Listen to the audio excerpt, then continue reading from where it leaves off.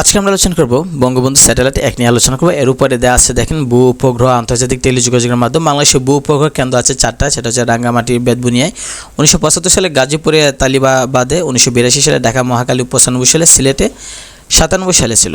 প্রথম ভূ উপগ্রহ কেন্দ্র বেতবুনিয়া রাঙ্গামাটিতে অবস্থিত। তো বঙ্গবন্ধু স্যাটেলাইট নিয়ে এখানে দেওয়া আছে স্টেপ 1 দেওয়া আছে বাংলাদেশের প্রথম কৃত্রিম উপগ্রহ সেটা হচ্ছে বঙ্গবন্ধু স্যাটেলাইট, যেটা BS-1। এটি উৎক্ষেপণ করা হয় যুক্তরাষ্ট্রের সময় 11 মে 2018 সালে, বাংলাদেশ সময় 12 মে দিনের প্রথম প্রহর 2:14 ফ্লোরিডার ক্যাপ ক্যানাবেরালে অবস্থিত স্পেস এক্স যেটা লঞ্চ প্যাড থেকে সফলভাবে স্যাটেলাইটের উৎক্ষেপণের মাধ্যমে বাংলাদেশ বিশ্বের 57তম দেশ হিসেবে নিজস্ব স্যাটেলাইটের মালিক হয়। এই স্যাটেলাইটের দিক থেকে বাংলাদেশ বিশ্বে 57তম দেশ হিসেবে কাজ করতেছে। তো স্পেস এক্স থেকে যে করছে সেটা হচ্ছে স্পেস এক্স, আমরা জানি সেটা হচ্ছে ইলন মাস্কের একটা কোম্পানি, তিনি নিজের কোম্পানি এটা। তো বাংলাদেশে বিশ্বের 57তম দেশ হিসেবে বঙ্গবন্ধু স্যাটেলাইট হিসেবে কাজ করতেছে। তো মহাকাশে বঙ্গবন্ধু স্যাটেলাইট 1 এর অবস্থান হচ্ছে 119.1 ডিগ্রি পূর্ব দ্রাঘিমা রেখায়। বঙ্গবন্ধু স্যাটেলাইট 1 এর মূল কাঠামো তৈরি করে ফ্রান্সের মহাকাশ সংস্থা তেলেস এলিনিয়া স্পেস থেকে। বাংলাদেশ ব্যবহার করবে 20টি ট্রান্সপন্ডার, ভাড়া দিতে পারবে 20টা ট্রান্সপন্ডার। বাংলাদেশ 119.1 ডিগ্রি পূর্ব দ্রাঘিমা কক্ষপথটি ক্ষয় করে রাশিয়ার স্পুটনিকের কাছ থেকে। বঙ্গবন্ধু স্যাটেলাইট 1 নিয়ন্ত্রণের জন্য গ্রাউন্ড কন্ট্রোল স্টেশন আছে 2টা আছে, একটা হচ্ছে গাজীপুরে, জয়দেবপুরে, আর বিকল্প হিসেবে কাজ করবে যেটা হচ্ছে রাঙ্গামাটির বেতবুনিয়া গ্রাউন্ড স্টেশনে। বঙ্গবন্ধু স্যাটেলাইট 1 এর বাণিজ্যিক কার্যক্রম শুরু হয় 1 অক্টোবর 2019 সালে। বাংলাদেশের দ্বিতীয় স্যাটেলাইট বঙ্গবন্ধু 2 উৎক্ষেপণ করা হবে 2023 সালে বলা হয়েছিল।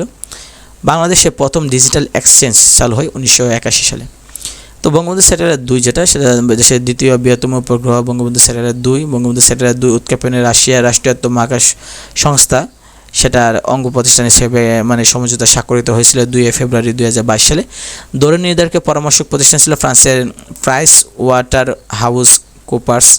বঙ্গবন্ধু স্যাটেলাইট 2 যে ধরনের স্যাটেলাইট সেটা হচ্ছে আর্থ অবজারভেটরি ক্যাটাগরিতে অবস্থান করতেছে। তো এই ধরনের স্যাটেলাইট সেটা বঙ্গবন্ধু স্যাটেলাইট 2 যেটা। তো ন্যানো স্যাটেলাইট যেটা আছে সেটা হচ্ছে ন্যানো স্যাটেলাইট, যে ন্যানো স্যাটেলাইট ব্র্যাক অন্বেষায় উৎক্ষেপণ করা হয় যেটা হচ্ছে কেনেডি স্পেস সেন্টার থেকে 2017 সালে 4 জুন। ন্যানো স্যাটেলাইটটি তৈরি করেছে ব্র্যাক বিশ্ববিদ্যালয়ের 3 জন শিক্ষার্থী। স্যাটেলাইটটি গবেষণার কাজে ব্যবহার করা হবে। সাবমেরিন কেবল ও বাংলাদেশ যদি আমরা দেখি, বাংলাদেশ সাবমেরিন কেবল প্রকল্পটি ডাকো টেলিযোগাযোগের অধীনে আছে। বাংলাদেশের সাবমেরিন ল্যান্ডিং স্টেশন যেটা কক্সবাজারের জিলং যাতে অবস্থান করতেছে। বাংলাদেশের সাবমেরিন কেবলের যোগদান করে south Asia, middle east, West Europe 4, যেটাকে বলা হয় এটা হচ্ছে পূর্ণরূপ, সংক্ষিপ্ত নাম হচ্ছে CME-WE4। এটাতে বাংলাদেশের দ্বিতীয় সাবমেরিন কেবল হচ্ছে CME-WE5। বাংলাদেশের দ্বিতীয় সাবমেরিন কেবল CME-WE5 এর যোগদান করে 2017 সালে 21 ফেব্রুয়ারি। CME-WE5 এর ল্যান্ডিং স্টেশন পটুয়াখালী কুয়াকাটায় অবস্থান করতেছে। তৃতীয় সাবমেরিন যেটা হচ্ছে CME-WE6 এ বাংলাদেশ যোগ দেয় 2020 সালে 21 জানুয়ারি। আর বাংলাদেশ সাবমেরিন কেবলের সাথে যুক্ত আছে 2006 সাল থেকে 21 মে থেকে। টপ ইনফরমেশন হচ্ছে যে বঙ্গবন্ধু স্যাটেলাইট 1 এর বহনকারী রকেট হচ্ছে ফ্যালকন 9।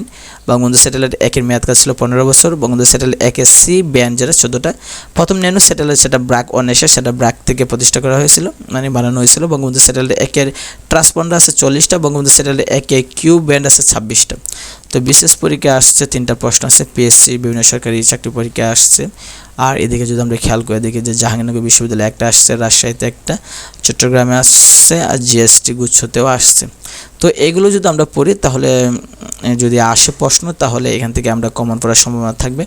এগুলো পড়লেই যথেষ্ট হবে। যেটা হচ্ছে আমরা জানি স্যাটেলাইট নিয়ে যদিও সাবমেরিন নিয়ে যত প্রশ্ন আছে এটা এখান থেকে যদি কোনো অ্যাডমিশন টেস্টে আসে যদি, তাহলে আমরা এখানে যেগুলো আছে এগুলো থেকে আমরা কমন পড়ার সম্ভাবনা বেশি থাকবে।